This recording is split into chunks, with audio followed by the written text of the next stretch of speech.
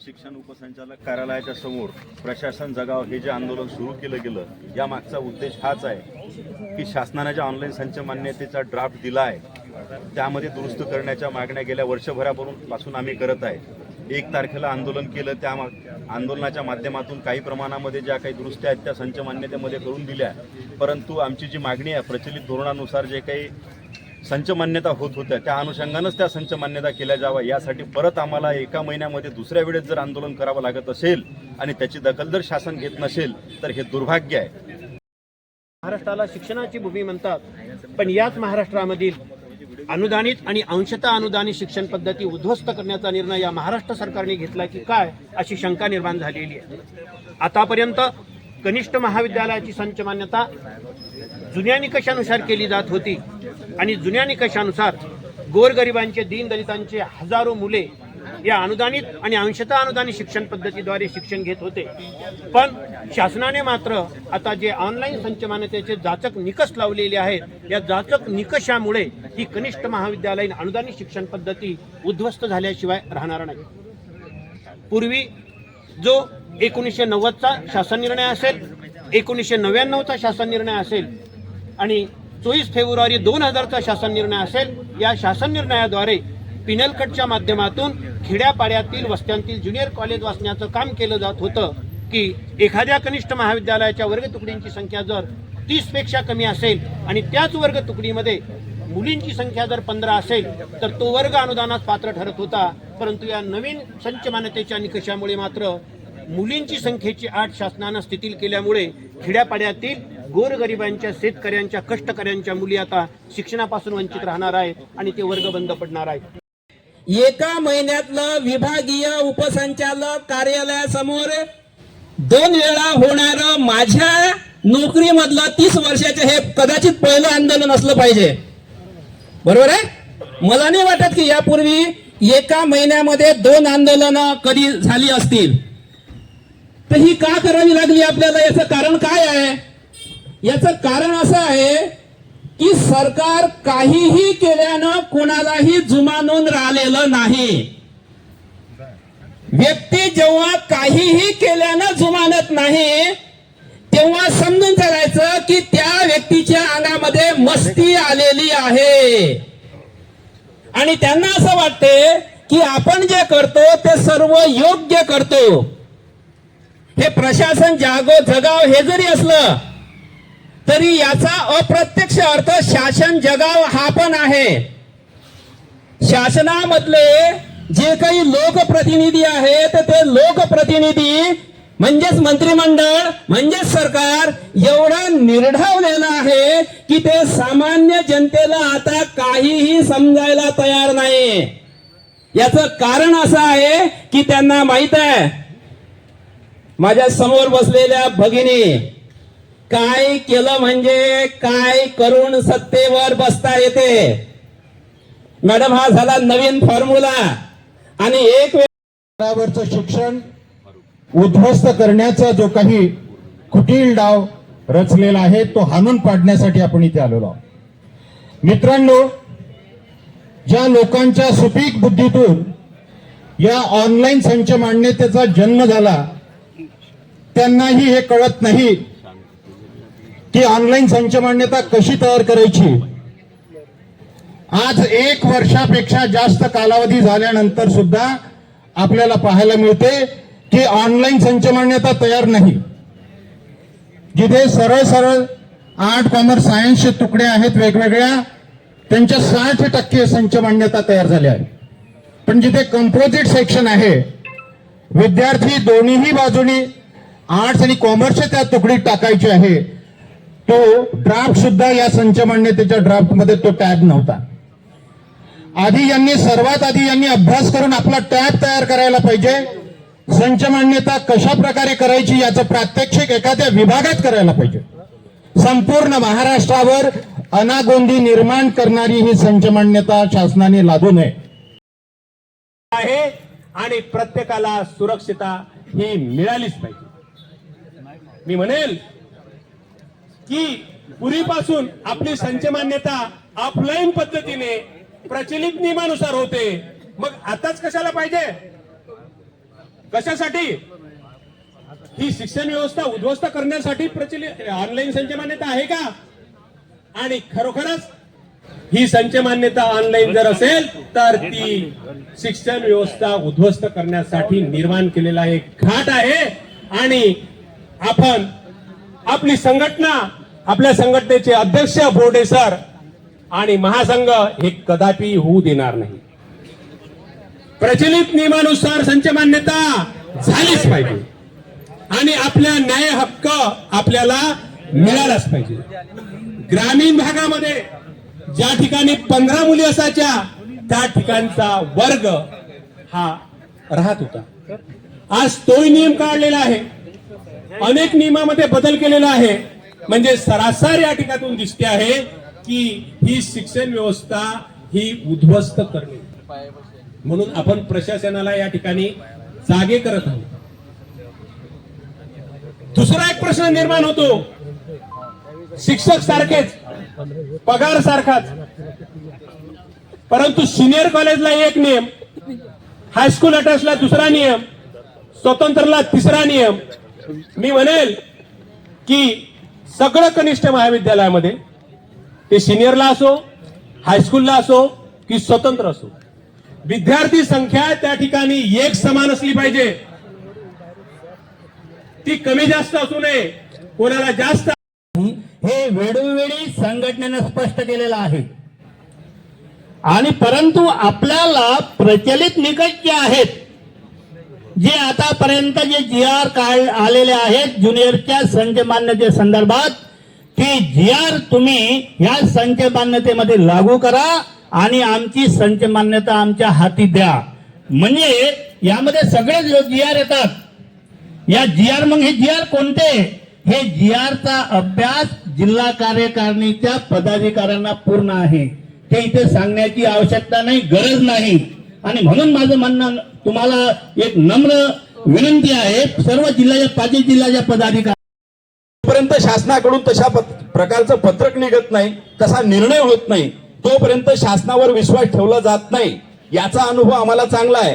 कारण 14 ऑक्टोबर 2024 ला आम्हाला टप्पावारचा शासन आदेश दिला गेला, परंतु नंतर सरकार बदलल्यानंतर तो शासन आदेशही बदलला. एवढंच नाही तर 2021 ला 106 कोटी रुपयाची टप्पावाढची आम्हाला पुरवणी मंजूर केली. सभा मध्ये 14 सेक्शन आहे. काकडे सर, आपले रवींद्र काळे म्हणून तिथले नेताजी आहे, त्यांच्याकडे 14 सेक्शन आहे.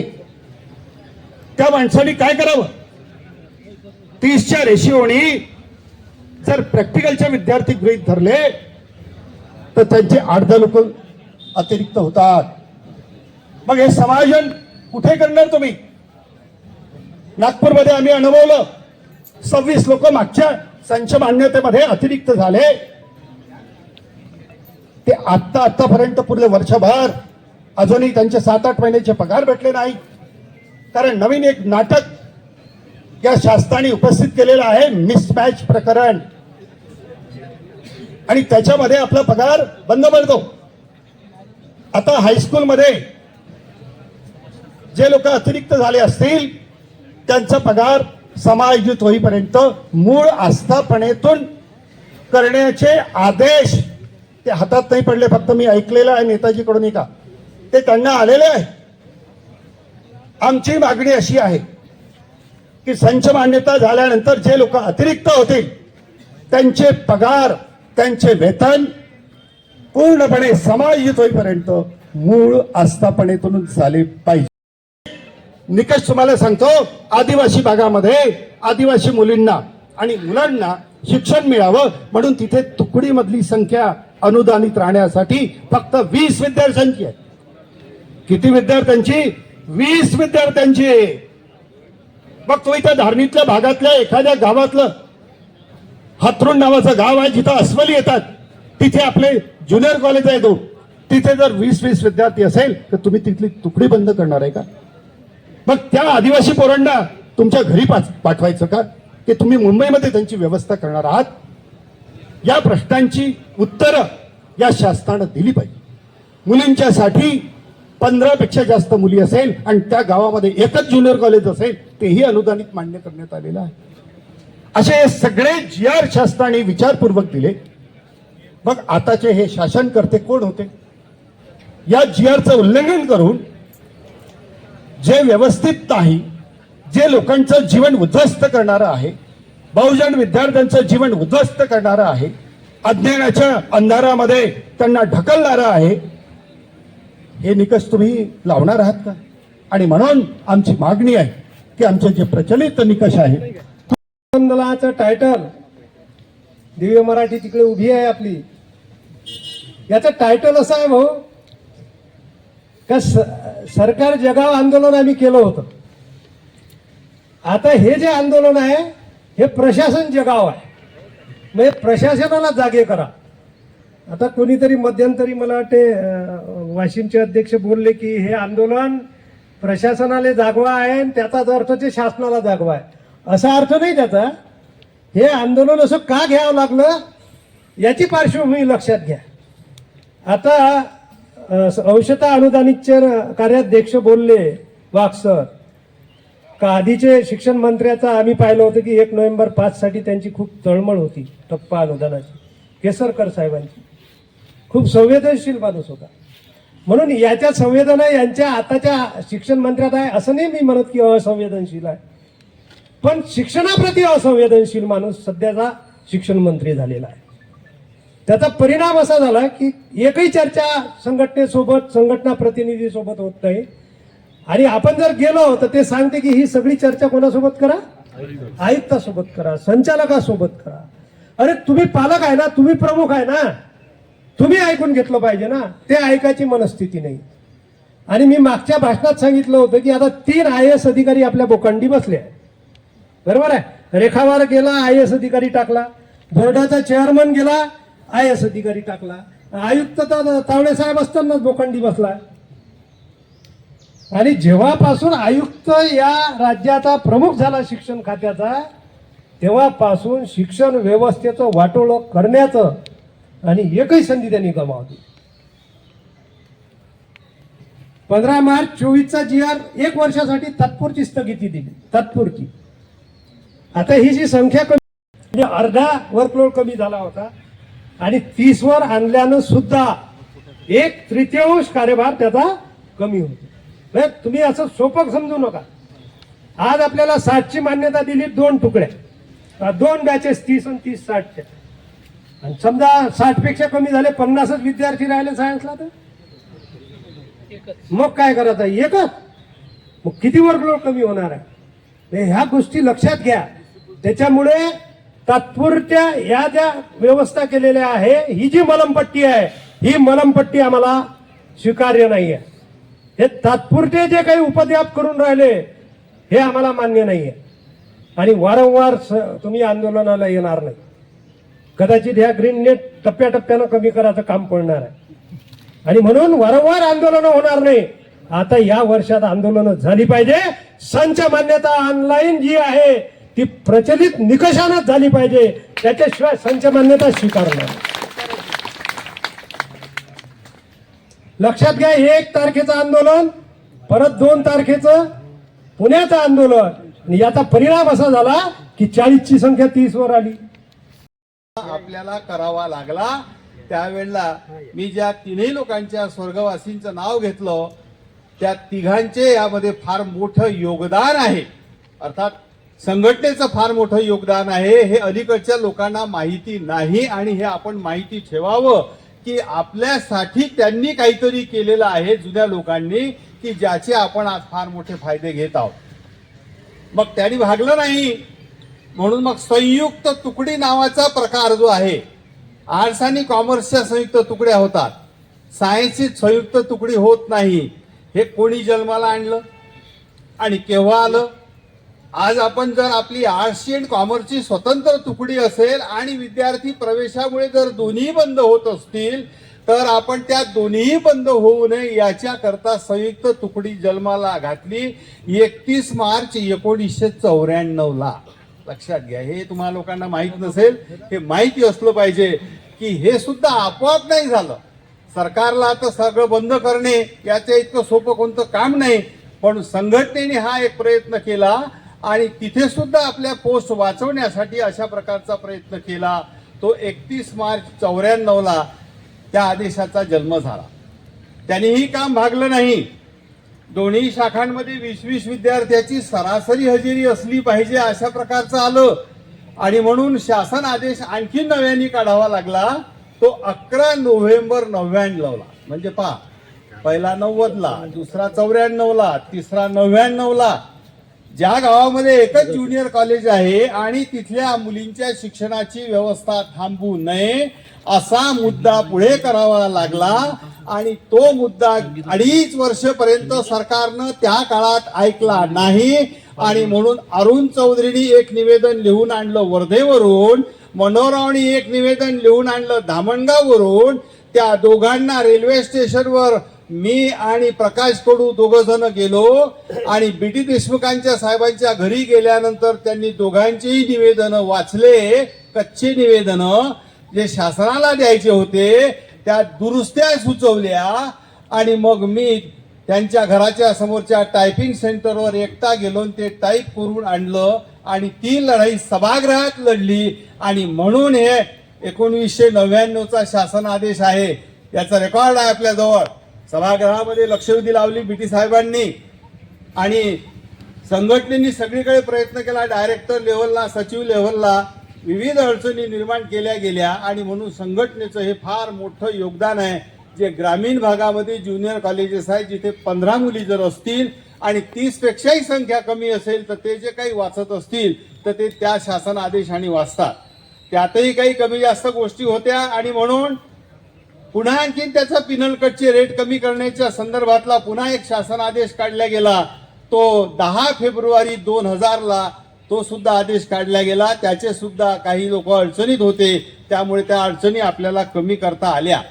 त्यानंतर मग विद्यार्थी कोणी किती घ्यावे, हायस्कूल अटेस्टनी किती घ्यावे, सिनियर कॉलेज अटेस्टनी किती घ्यावे, माध्यमिकला जोडलं असेल तर ग्रामीण भागात तर त्यांनी किती घ्यावे वगैरे वगैरे अशा प्रकारचे अनेक प्रश्न पटपडताळणीमध्ये निर्माण झाले आणि म्हणून ते निर्माण झालेले प्रश्न सोडवण्यासाठी संघटनेच्या माध्यमातून 24 फेब्रुवारी 2009ला एक नवीन शासन आदेश काढला गेला 7 पेजेसचा. त्यामध्ये सिनियर कॉलेज अटॅच ग्रामीण असो की शहरी असो 120 पेक्षा जास्त विद्यार्थी घेता येत नाहीत. माध्यमिकला ग्रामीण भागामध्ये 60 आणि शहरी भागामध्ये 80 विद्यार्थीच घेता येतात असा शासन आदेश संघटनेच्या माध्यमातून 24 फेब्रुवारी 2009ला काढण्यात आला. मी याच्याकरता हा सगळा इतिहास सांगितला की इतर अनेक लोकांची चर्चा होते परंतु इतकं पॉइंटेड बोलणं होत नाही आणि त्याच्यामुळे त्यांना त्याची कल्पना राहत नाही. संघटनेचे हे सगळे प्रयत्न हाणून पाडण्याचे सगळे प्रयत्न आता सरकारचे चालू आहेत. त्याच्यामुळे आपण इतके लोक या ठिकाणी यायला लागलेलो आहोत. सिनियर कॉलेजमध्ये एनईपी आलेला आहे. तुम्ही सिनियर अटॅचचे लोक असाल, तुम्हाला माहिती आहे किती पोस्ट कमी झाल्या. 24 पेक्षा कमी विद्यार्थी असेल तर त्या शिक्षकाला वर्कलोड राहणार नाही वगैरे वगैरे सगळ्या चर्चा सुरू आहेत. मी कधीच नाही सिनियर कॉलेजचे लोक कुठल्या शाळेमध्ये गेलेले पाहिले. आता यावेळेला मात्र जाऊन राहिलेले आहेत आणि ऍडमिशनची मागणी करून राहिलेले आहेत. आपण तर बरेच दिवसाचे करतो आहोत आणि एक शासन आदेश तुमच्यापैकी कित्येक लोकांना माहीत नसेल. सिनियर कॉलेज अटॅचला किती विद्यार्थी घेता येतात जुबळे? 120. हायस्कूल अटॅचला माध्यमिक ग्रामीण भागामध्ये 60 आणि शहरात 80. म्हणजे माध्यमिक अटॅचमध्ये 80च्या वर घेता येत नाही. हे कायम आहे ना? नाही यात काही नवीन दुरुस्ती वगैरे काही एखादा हात वर करा. मग तुमच्यासाठी आहे का? 2 वर्षापूर्वी एक शासन आदेश आलेला आहे. स्वयं अर्थसहाय्यितला 120 पर्यंत पोरं भरता येतात. माध्यमिकला अटॅच. जीवानं मारायचा प्रयत्न चालू आहे सरकारचा. अविनाश आणि हे सगळ्या मंडळीने महाराष्ट्र महासंघाने विजुक्तांनी याला इतका विरोध केलेला आहे. आजही विरोध सुरू आहे. तो विरोध सुरूच आहे. त्यात तर दुरुस्ती नाहीच नाही. पण हे नवीन जे संकट तुमच्या समोर आता आणून ठेवलेलं आहे हे संकट दूर करण्यासाठी अंशतः आपल्याला रिलीफ मिळाला. अंशतः म्हणतो मी, कागदोपत्री रिलीफ मिळालेला नाही आणि बॅचेसचा गोंधळ करून ठेवला. याच्या बाबतीत आणखीन तुम्हाला आज जरा सायन्सची मंडळी बऱ्यापैकी दिसते म्हणून तुम्हाला सांगतो. आज 2026 चालू आहे ना. 17ची गोष्ट सांगू का यांना? 2017 मध्ये शासनाने शासनाच्या टेबलावर अशी फाईल ठेवली होती की विज्ञान शाखेमध्ये शिकणाऱ्या विद्यार्थ्यांना, जसं आता कॉलेजमध्ये प्रवेश घेतात आणि क्लासेसला जातात, तर क्लासेसच त्यांचा 12वीचा फॉर्म भरेल अशा प्रकारचं प्रपोजल 17 सालामध्ये मनोहररावजी असताना आलेलं होतं. आणि मग राहिला प्रश्न का पोरगा इथं क्लासमध्ये गेल्याच्या नंतर त्याला स्कॉलरशिप कशी मिळेल? तो स्कॉलरशिप मिळणार नाही तर कॉलेजमध्ये जाईलच, क्लासेसमध्ये नाही जाणार. म्हणजे क्लासेसमध्ये शिकायला जाईल पण स्कॉलरशिपसाठी इकडे मात्र प्रवेशाला जाईल. तर स्कॉलरशिप सुद्धा रजिस्टर क्लासेसच्या माध्यमातून दिल्या जाईल असा प्रस्ताव होता. जरा सायन्सचे लोक कान खोलून ऐकून घ्या. 17 सालामध्ये आपल्या संघटनेने, विजुक्ता आणि महासंघाने हे हाणून पाडलेलं आहे, जे आजपर्यंत कायम आहे. पण आता सुद्धा टेबलावर येण्याची शक्यता नाकारता येत नाही. आमची योग्य आहे असं मला या ठिकाणी सुचवावं वाटते. आणि म्हणूनच विदर्भ माध्यमिक शिक्षक संघाच्या वतीनं मी या ठिकाणी या धरणे आंदोलनाने आपल्या सर्व मागण्यांना या ठिकाणी पाठिंबा देऊन शुभेच्छा देतो. या निमित्तानं आपण पाहिलेलं आहे की या मतदारसंघाला लागलेला शाप जो आहे तो पण आपल्याला भविष्यात दूर करण्याची गरज निर्माण झालेली आहे. आणि त्यासाठीच आपल्याला सर्वांना भविष्यात एकत्र येऊन आपल्याला चांगला विचार करून चांगल्या गोष्टी